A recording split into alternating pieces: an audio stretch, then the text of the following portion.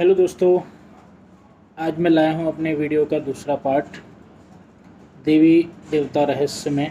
आज हम जानेंगे श्री हरि विष्णु के 24 अवतारों के बारे में। पहली बात तो भगवान श्री हरि विष्णु जगत के पालनहार हैं। उनका सबसे पहला जो अवतार है वो सनकादिक मुनि का है। दूसरा अवतार वराह का है, वराह स्वामी।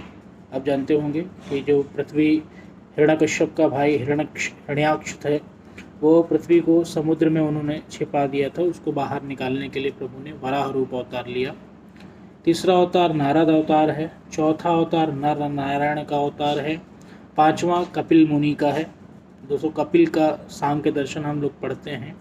छठवां अवतार भगवान दत्तात्रेय भगवान का है। सातवां अवतार यज्ञ का है। आठवां अवतार ऋषभ देव का है। नौवां अवतार आदिराज पृथु का है, जिन्होंने सबसे पहली बार अन्न को बोया। ठीक है दोस्तों, इसके बाद अगला जो 10वां अवतार है वो मत्स्य अवतार है। 11वां अवतार कुर्म यानी कच्छप का अवतार है, जिसके मद्राचल पर्वत जिसकी मथानी बनाई गई थी और प्रभु ने वो पर्वत का भार अपने पे उठाया था और उससे सागर मंथन से सारा अमृत विष सब कुछ आया था। दोस्तों, ये आप जानते होंगे। इसके बाद दोस्तों 12वां अवतार धन्वंतरी का है। 13वां अवतार मोहिनी रूप है। 14वां अवतार नरसिंह भगवान का है, प्रहलाद की रक्षा के लिए, आपको पता होगा। 15वां अवतार वामन जी का है, जो राजा बलि थे उनको 3 पग में पूरा उन्होंने ब्रह्मांड नाप दिया था। तो 15वां अवतार वामन का है। 16वां हैग्रीव अवतार है। 17 श्री हरि का अवतार है। 18वां परशुराम जी का अवतार है। 19वां वेद व्यास जी का अवतार है, जिन्होंने सारे वेद पुराण की रचना की। वेद पहले एक ही था दोस्तों, और इसी एक वेद को 4 वेदों में कन्वर्ट किया, 4 वेदों में विभाजित किया, इसीलिए उनको वेद व्यास भी कहते हैं। 20वां अवतार हंस अक्का जी का अवतार है। 21वां अवतार भगवान श्री राम का है। 22वां अवतार श्री कृष्ण भगवान का है। 23वां अवतार बौद्ध अवतार है, भगवान बुद्ध का। और 24वां अवतार दोस्तों ये होगा, ये कल की अवतार है। अब जानते हैं माता लक्ष्मी के बारे में। माता लक्ष्मी के 8 रूप कहे गए दोस्तों। आदि लक्ष्मी, धन लक्ष्मी, धान्य लक्ष्मी, चौथी है गज लक्ष्मी, 5वीं है संतान लक्ष्मी, 6वीं है धैर्य लक्ष्मी, 7वीं है विजय लक्ष्मी और 8वीं है विद्या लक्ष्मी। तो ये 8 तरह के भगवान माँ लक्ष्मी के ये 8 अवतार हैं। तो आप समझ गए होंगे दोस्तों कि जितने भी तरह की हमारे पास यश, समृद्धि, ज्ञान, ये सब माँ के ही अवतार हैं।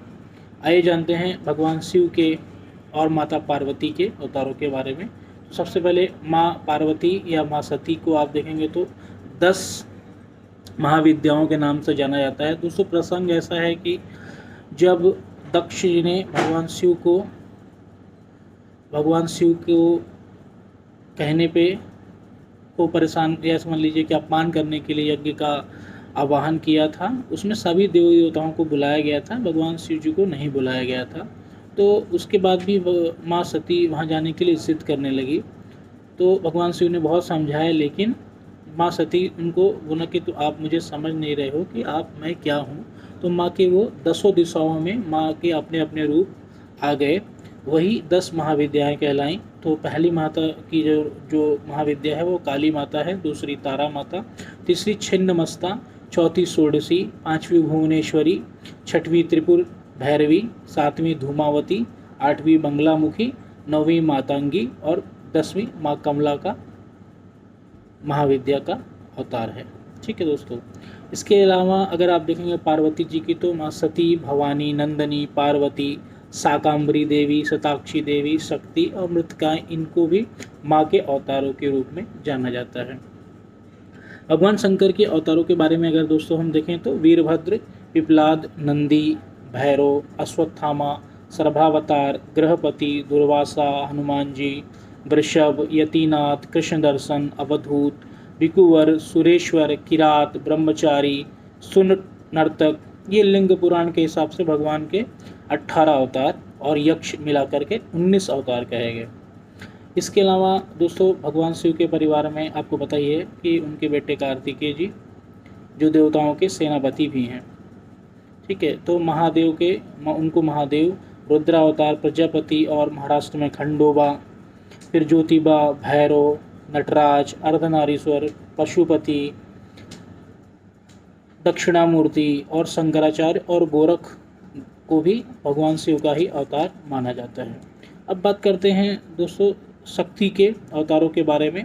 तो माँ शक्ति के आपको पता है हम नौ दुर्गा नवरात्रि मनाते ही हैं, तो वो माँ के 9 रूप हैं, शैलपुत्री, ब्रह्मचारिणी, चंद्रघंटा, कुष्मांडा, स्कंद माता, कात्यायनी, कालरात्रि और महागौरी। तो यह दोस्तों माँ शक्ति और शिव जी के और विष्णु भगवान के मैंने अवतारों की बात करी। और इन अवतारों के जो साइंटिफिक रीजंस हैं दोस्तों, हर एक अवतार का एक साइंटिफिक रीज़न है और उसकी एक वैज्ञानिक कारण है उसके। अब देखते हैं दोस्तों सूर्य जी के परिवार को। तो सूर्यदेव सभी नक्षत्रों के राजा हैं। उनकी 2 पत्नियां हैं, छाया देवी और संध्या देवी।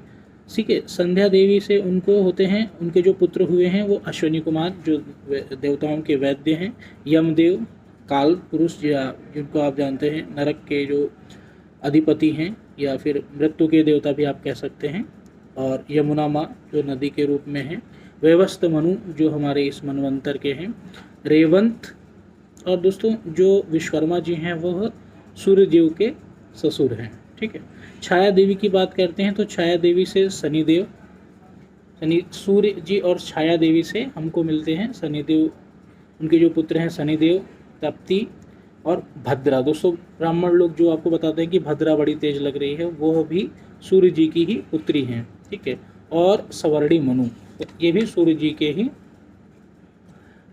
पुत्र माने जाते हैं। इसके बाद दोस्तों देखते हैं कि हम देवराज इंद्र का परिवार देखते हैं। तो इंद्र दोस्तों क्या है कि यह एक पद का नाम है। हर एक मनवंतर के इंद्र अलग अलग रहते हैं। जैसे कुछ समय के लिए राजा बलि भी इंद्र थे, जैसे कि मेघनाथ को भी इंद्रजीत कहा जाता है। तो इस जो मनवंतर के इंद्र हैं उनका नाम पुरंदर है। इसीलिए आपने देखा होगा कि ब्राह्मण लोग क्या कहते हैं, सचि पुरंदराय नमः। ठीक है, और उनके जो पुत्र हैं उनका नाम है जयंत और पुत्री का नाम है जयंती। ठीक है, यह जो भगवान इंद्र हैं ये वर्षा, विद्युत, बादल इन सब के देवता कहे गए। तो ये जितने भी देवता लोग हैं यह किससे आए हैं दोस्तों, माँ कश्यप और माँ अदिति से आए हैं, और कश्यप और दिति से राक्षसों की उत्पत्ति को माना जाता है। वरुण देव के अवतार को झूलेलाल अवतार जो सिंधी लोगों के हैं उनको झूलेलाल को भी आप वरुण देव का ही अवतार माना जाता है। ठीक है दोस्तों, सबसे इम्पोर्टेंट जो बात है वह है हमारी 10 दिशाओं के जो हमारे दिक्पाल 10 दिक्पाल कहे गए। आपको पता है 10 दिशाएं होती हैं, तो 10 दिशाओं के अलग अलग अधिपति हैं। उन अधिपतियों के हम देखेंगे, जैसे कि आपके वो अधिपति कौन हैं, ब्रह्मा जी, शिव जी, अग्निदेव, यमराज, नेतृत्व, वरुण, वायु, कुबेर और अनंत इंद्रदेव। ठीक है, यह 10 जो देवता हैं यह 10 दिक्पाल कहलाते हैं। तो पूर्व में इंद्र हैं, पूर्व में इंद्र का स्थान माना जाता है। ईशान में शिव जी या ईश्वर का स्थान माना जाता है। आग्नेय में आग्नेय कोण दोस्तों आप जानते होंगे कि दक्षिण पूर्व के कोने को आग्नेय कोण कहते हैं, दक्षिण पश्चिम को नेत्रव्य कोण कहते हैं, उत्तर पश्चिम को वाकृत कोण कहते हैं, और उत्तर पूर्व को नॉर्थ ईस्ट में आप जानते होंगे कि इसको ईशान कोण कहते हैं, क्योंकि बहुत सारे पंडित जी लोग बताते हैं कि ईशान कोण में बैठ करके दीपक जलाया जाना चाहिए शाम का। ठीक है, तो इसकी 10 दिशाओं के जो 10 अधिपति हैं वो ऐसे हैं कि ईशान के शिव जी हैं, पूर्व के इंद्र हैं, आग्नेय के अग्नि जी हैं, देव हैं, अग्निदेव हैं, दक्षिण दिशा की यम हैं दोस्तों। इसीलिए दक्षिण दिशा में भी हम दीपक जलाते हैं, लेकिन वह दीपक जो होता है वो यम के लिए होता है। नेत्रव्य के नेत्रत्व देवता हैं, पश्चिम के वरुण देवता हैं, और वाकपत्न यानी वायु देवता उसके अधिपति माने जाते हैं। और ऊपर के जो जो ऊपर की दिशा है दोस्तों वह दिशा ब्रह्मा जी की मानी जाती है, और जो नीचे की दिशा है यानी कि जो दिशा आप पाताल कह लीजिए वह अनंत देव की दिशा मानी जाती है। तो यह जो अब चीज़ें बताई हैं इनके जो लॉजिक हैं, जैसे हमको कष्ट होता है या कोई भी हमें कोई कारण है कि हमारी स्थिति क्या है, यह आपके जो पार्ट 1 में मैंने बताया आपको कि पार्ट 1 में मैंने आपको चर्चा करी कि 5 तत्व, नवग्रह, यज्ञ देवी, पंचलोकपाल, क्षेत्रपाल, कुलदेवी, ग्राम देवता, स्थान देवता, वास्तु देवता। इसके बाद हमारा दोस्तों 10 दिक्पाल, यह जो है यह ज्योतिषीय उपायों में किए जाते हैं।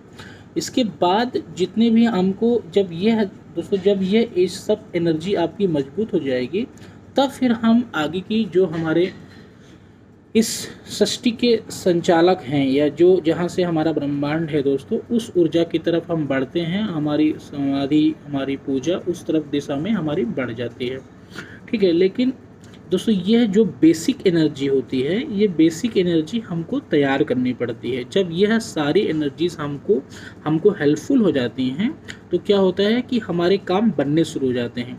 तो अगर आपके कोई काम बन नहीं रहे हैं, तो इन सब के कारण क्या है कि हमको साइंटिफिकली ये स्पेक्ट्रम को देखना पड़ता है। जितनी भी एनर्जी है उसका एक स्पेक्ट्रम होता है दोस्तों, अगर आप विज्ञान में पढ़े होंगे तो।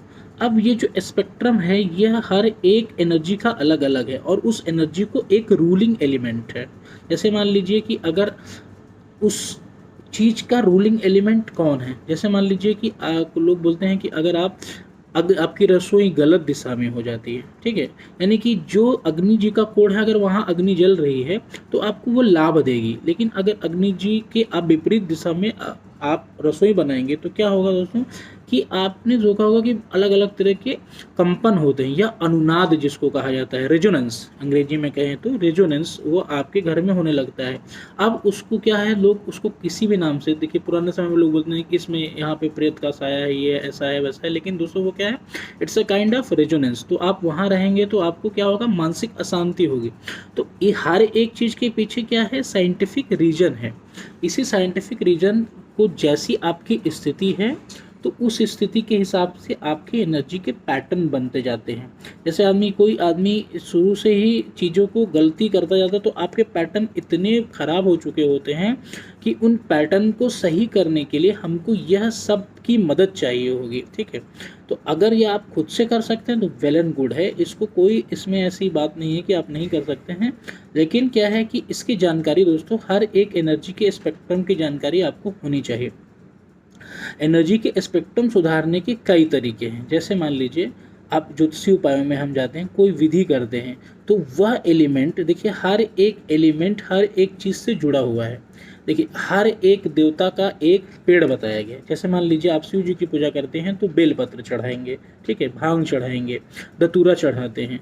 विष्णु जी की पूजा आप करते हैं तो तुलसी चढ़ाएंगे, केला चढ़ाएंगे। क्यों? ऐसा क्या है कि यह एलिमेंट्स उन एनर्जी से जुड़े हुए हैं। ठीक है, तो जैसे मान लीजिए हर एक पक्षी भी एक देवता का स्वरूप माना गया, माने कि वह एलिमेंट उस पक्षी में है। ठीक है, जैसे मान लीजिए कौवा है तो वो शनि देव के का रूलिंग एलिमेंट है।